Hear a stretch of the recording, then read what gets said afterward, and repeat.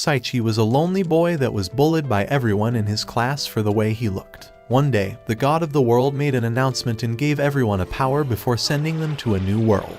However, Saichi was the only one left without any powers, and kept being made fun of. Once everyone was teleported, God gave him one more special skill, which allowed him to eat mysterious fruit that transformed him into an attractive man that would end up marrying the goddess. In his final moments, he wondered how his life ended up here. After transporting into the new world, Saichi was hungry and had went on for 5 days without food or water until a worm appeared before him. As he desperately tried to reach for it, something hit him in the head, and he finally saw a fruit ahead of him. After analyzing it, the appraisal system defines this as the fruit of evolution. He thinks this sounds like a scam, but takes a bite anyway only to throw it up.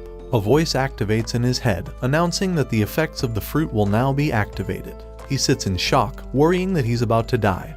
But nothing occurs. Saichi walks around to find monkeys dancing around and appraises them to be level 120. They walk away from their base, and he sees all the fruits of evolution that they left and decides to store all of them in his box along with the best recovery potions in the world. His schoolmates are all gathered without him, but not a single one of them cares about how he currently is doing.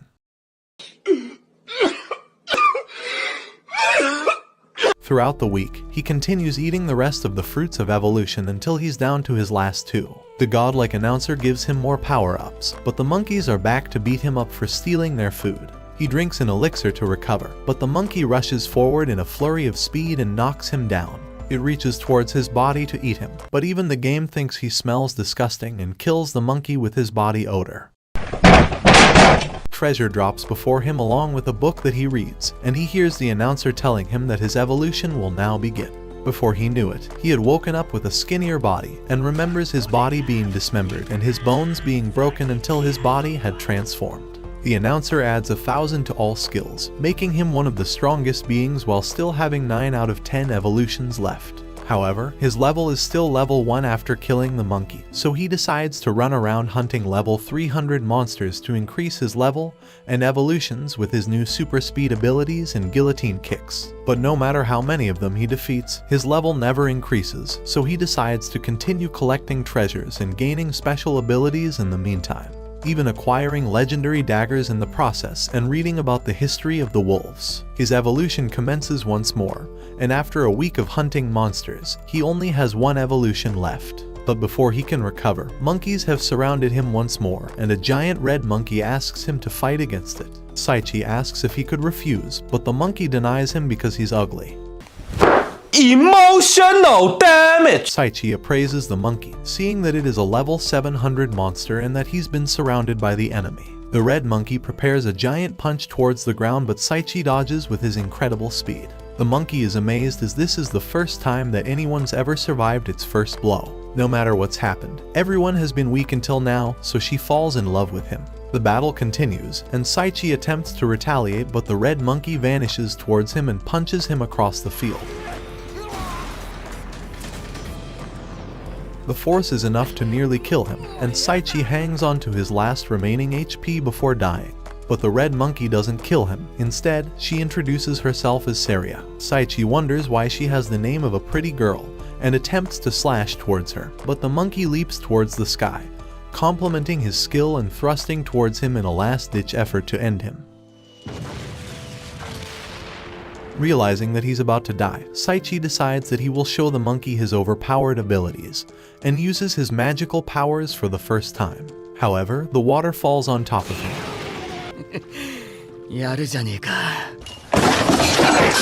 And the gorilla begins launching a barrage of attacks to end Saichi. The flurry of punches nearly knock him out, but he remembers everyone at school bullying him and calling him a pig. So in his last moments of desperation, he realizes that he must think of an ability that will end this fight. As the last punch is ready to end him, he raises his armpits and releases his disgusting odor. The monkey's punch stops in its track, and Saria tells him that she will take him and marry him. However, this is nothing like the future he remembers having, and wonders how things took a turn to this way. Saria brings him to her house and tells him to eat up, but Saichi continues trying to tell her that he's a human and that they can't get married because they're completely different species. However, the food is good enough to make him forget everything he just said, and notices that Saria is able to sew his clothes back up like a good wife. He tries to tell her that she would be a great wife if she married a gorilla, but she tells him that he should just marry her. After weeks of being trapped with Saria, he wonders how he could manage to escape Saria, and realizes that there are places for him to escape. His scheming is interrupted by Saria as she tells him that he's too ugly to date a human girl, so he might as well date a monkey because he looks like one. Yo, that one there was a violation. Personally, I wouldn't have it. Later on, the Great Escape plan will finally go into effect now that she's distracted. But a giant spider is ready to kill him. Saria realizes he's in danger and punches the spider to the sky. She asks him if he's okay, and he realizes that she truly cares about him. This entire time she's been so worried about him, yet he keeps rejecting her just because they're different species. Meanwhile, a skeleton sits below them, remembering how he lost faith in humanity and cursed this entire world. He wishes for someone to save him from this darkness. Saichi continues spending his days with Saria, thinking that it's not so bad after all. However, she reveals to him that she's been searching for the fruits of evolution to give to her future husband. He tries to deny knowing anything about it, but Saria tells him that they allow a person to ascend to the peak of their race as long as they don't eat 11 of them, because then they will die. She tells him she will kill whoever stole them from her, but Saichi bends on his knees and asks her not to kill him. This only motivates Saria to marry him more, but after he screams that he doesn't want that, she asks him if he hates her. He tells her that he doesn't hate her, but Saria doesn't care about the rest and is ready to marry him now. After she leaves, Saichi takes his only opportunity to escape and runs into the forests. On the other side of the planet, the god of the world has greeted all of the high school students and told them that they were the only ones capable of defeating the demon lord of this world because of their incredible strength. But weeks pass of just training, and their commander forces them to continue training before they leave and die in the wilderness. Saichi continues running away for his freedom, but Saria has finally caught up to him and sprints like Usain Bolt while screaming at him to not go that way. Saichi will never be her prisoner again, and uses his instant movement to disappear away from her at super speed. They continue running until Saichi finally approaches the entrance to a cave filled with red air. His only course of action is to enter after hearing Saria's scream, and after exploring it for a while, he sees a skeleton sitting on a throne. The skeleton welcomes him, telling him that he must be rather strong for making it this far. When Saichi appraises the skeleton, he sees that it's only a level 1 Dark Lord. He wonders how he's so weak, but the Dark Lord tells him to check again because it deceived him. Saichi sees his level is 1500 and knows that he's about to meet his doom. The Dark Lord vanishes in an instant behind him, ready to kill him with a slash of his sword. In the last moment, however, Saria steps in between them, getting stabbed to save Saichi's life. Saichi holds on to Saria, and she tells him that she's glad she was able to make it in time to save him. He screams her name, telling her that he will get her a recovery potion, but she tells him that she's glad that he finally called her by her name, because she is already dead. She says that she's only been able to keep talking because of her special ability, but it won't last long. He wonders why someone like her would love him, especially when he would constantly call her awful things and not even see her the same as him. But for Saria, Saichi was the only person who ever interacted with her normally, so she enjoyed someone finally treating her like a normal person. She asks him for a final request, that he continues smiling for her. The Dark Lord is infuriated with their ridiculous love, and Saichi summons his sword, telling him that he knows nothing of it. He vanishes behind him, summoning his bone and sword and slashing against him. Saichi screams that Saria was a kind girl like he would never imagine. Memories of their time together flash his head, and he screams that he loved Saria. She hears his words, and a golden glow begins to wrap around her. He casts his magical ability, sending water streams toward the Dark Lord, but they are all swallowed by his magical void hole. The Dark Lord commands him to accept his death, but Saichi tells him that he hasn't responded to Saria's feelings yet and hasn't gone through his last evolution yet. He vanishes towards him with instant movement and pierces towards the Dark Lord.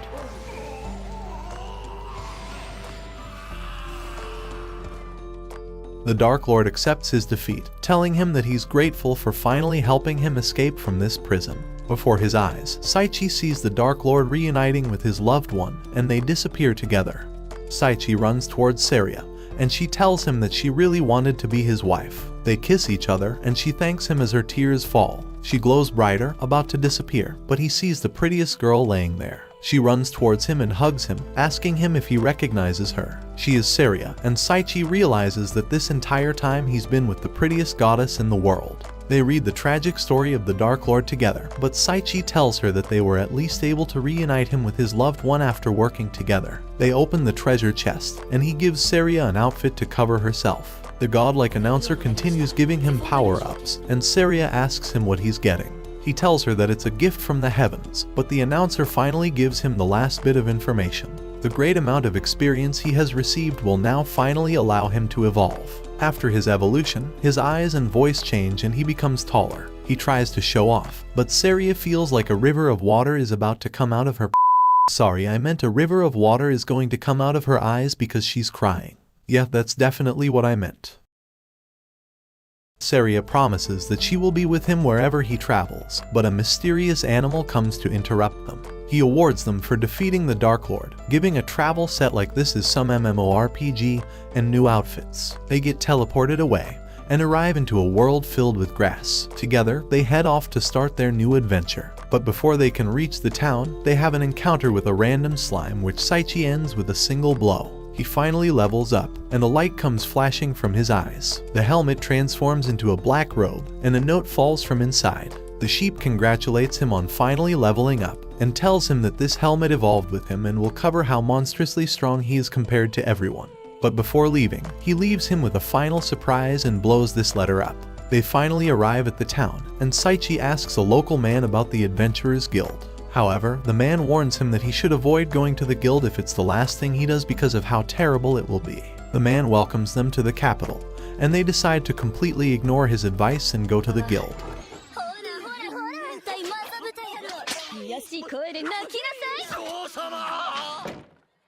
Open the door or I'm gonna throw rocks through your windows, you dumb whore.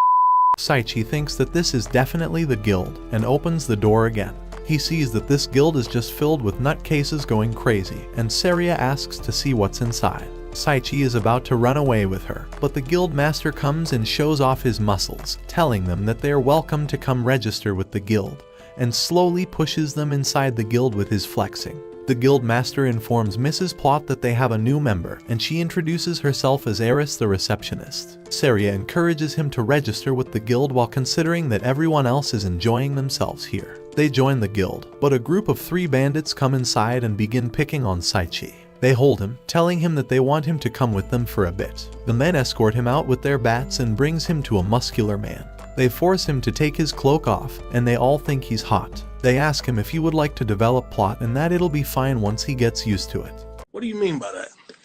With his full speed, Saichi runs away from them, but that only strengthens their resolve to want his strong muscular legs. The master is impressed that he was able to still come back after all that because most newcomers don't survive. The guild master informs them of their first quest to gather money and introduces them to the superior who will be accompanying them, Artoria. Saichi looks at Artoria and appreciates her overpowered laser blasters. Artoria yells at them, telling them that she will never adventure with them. But the master tells her that he was able to survive those weird bandits, so he can definitely survive her calamity. She reluctantly agrees to help them and introduces herself as Artoria the Calamity. They walk to start their first quest and head to an orphanage. Saichi walks around with Artoria and wonders why she's walking so far ahead of everyone. A boy runs by and trips, and while Artoria is trying to treat him, the logs behind her fall on them. Saichi runs to see if they're okay, but notices that Artoria already knew that something bad was going to happen. She's disappointed by herself. They head to start their next quest, but as Saichi walks towards the ruins, they all fall on top of him. Artoria kneels in despair. She thinks that it's all her fault because she's always had the name of Calamity attached to her. She even blamed herself for her parents' death and spent her entire life in loneliness without depending on anyone because of this curse attached to her. Saichi's arm comes out of the rubble, and Artoria yells at him for doing things on his own without directions because it could get all of them killed. She runs away after screaming at him, and he believes that she's actually a really kind person. The school is still undergoing training, but after even 5 months of this, none of them are strong yet. Later on, the receptionist asks if they have a place to stay out, but because they're nomadic travelers, they of course don't. Artoria invites them to stay with her, and they gladly accept her kind offer. Their travels continue together, and Artoria asks him to gather more herbs before heading home. But after searching for hours, he overhears a group of 3 goblins talking about catching humans. Saichi decides to interrupt them, but they tell him that they will kill him for overhearing their secret plan of overtaking the human realm. They call forth their giant troll, and the giant troll uses his entire might to strike down Saichi. However, Saichi has had a hidden skill this entire time, the ability to take the opponent's blow and transfer the damage onto them. He attempts to ask them about the herbs, but they all turn around and run away from him. Their superior asks them why they disobeyed her and entered the human realm, and they tell her that they wanted to be of more help for her. They set up teleportation spells across the entire realm to the Black Dragon God's entrance. Their master is pleased by how evil they were, but will still punish them for disobeying her with 500 whips. The day of the final guild test comes for Saichi and Saria, and Artoria is going to proctor them. The day begins as usual, and Saichi and Saria attempt to defeat a slime to achieve their mission. However, the slime teleports before they are able to hit, and Artoria notices that there were hidden teleportation spells across this entire land. She tells them to walk back to the guild, but accidentally activates a teleportation spell. Saichi and Saria hold on to her and enter the place with her. They wonder where they have been teleported to, and Artoria tells them to stick close to her and hands them a stone that will allow them to find her if they get separated. But before they know it, Artoria steps on a stone that causes a wall to raise from the floor and separate both of them. Saichi panics and tries to punch the wall with his full might, but only hurts his hand instead. Artoria desperately battles alone, bleeding as she fights a mummy but builds up the courage to slash it down. Saichi and Saria begin looking for a way to find Artoria, and Saichi finds a secret chest but decides to just ignore it. The chest begins talking, asking them to open it and releasing limbs from inside. It jumps towards them, and Saichi destroys it with a single hit. They look inside the chest for the loot, and Saichi finds a misfortune ring that has the ability to multiply the wearer's luck by -2. A light shines from Saria's plot, and she wonders why the stone Artoria gave them is shining red. Meanwhile, Artoria enters the boss's lair, and the dragon welcomes her to her death as she prepares to fight it off. They realize that the stone she gave them only lit up red if she's in danger. They try to use the guide stone to locate her.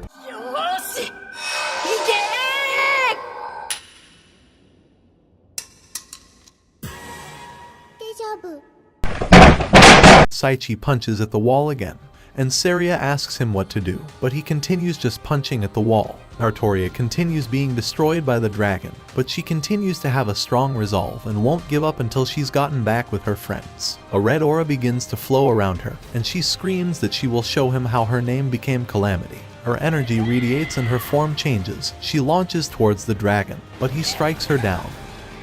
With all her energy, she continues trying to resist, but the dragon casts 3 blades that send her flying back towards the wall. Artoria is frustrated by her weakness, but continues using her ability to launch towards the dragon.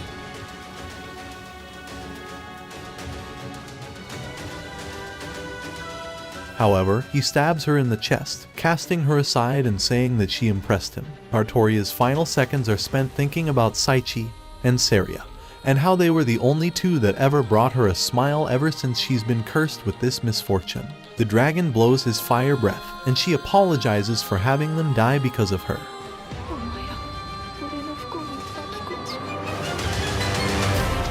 She hears Saichi's voice telling her that they're here to save her. The dragon prepares another blow, but Saichi teleports away with his instant movement.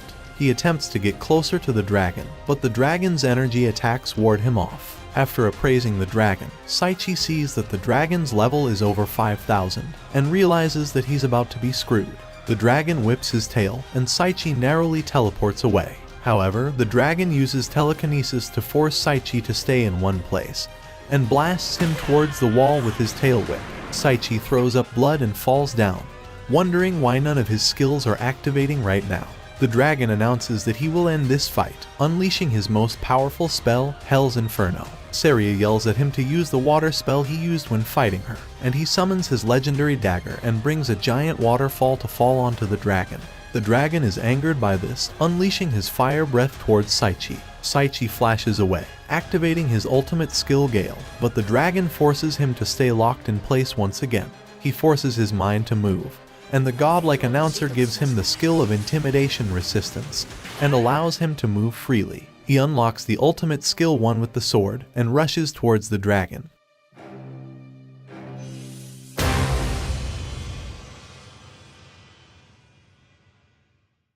The announcer spams the leveling up button, and Saria runs to hug him. Artoria's been saved by Saria's healing herbs, but they still haven't found a way to escape. Saichi rushes to open the treasure chest to find a way to go home, but sees the dragon's gem overpowered statistics and decides to eat it to increase his magical strength. He opens the treasure chest, finding another black coat to wear like he's Kirito. The rewards bunny appears from a letter again, and teleports them out of the dungeon they were just in. Artoria wakes up and screams at Saichi to let her down, but then apologizes for having them get caught up in her misfortune. She shows him her luck points, and he sees that it's negative 2 million. But it doesn't end there. Artoria's misfortune has been with her since she was young, and has always affected the people around her. She apologizes for bringing them all this misfortune, but Saichi tells her that she's never brought them misfortune, and Saria agrees. A few days pass, and Saichi looks for Artoria, who disappeared since then.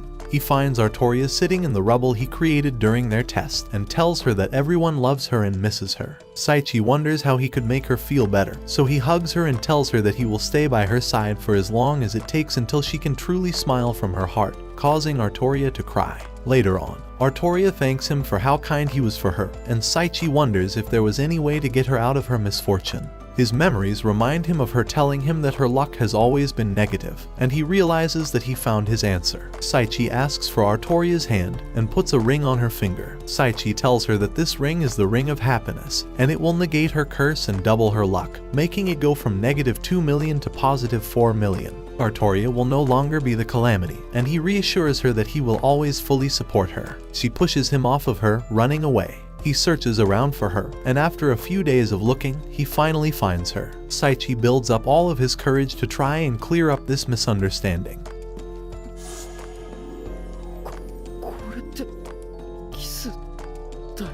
Artoria understands that he didn't give her this ring because he felt like she was bad luck for him, but tells him that she doesn't care about all of that because she's fallen in love with him.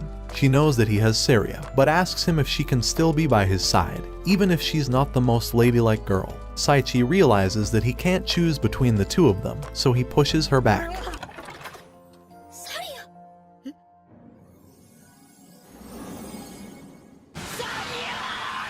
Why are you running? Why are you running? Saria tells him to accept her. Saria is a little sad she won't be able to have him all to herself, but knows that she was never able to monopolize him in the first place. Saichi thanks Saria for being the best girl, and Saichi turns to Artoria, but she tells him to call her R because that's what her close friends call her.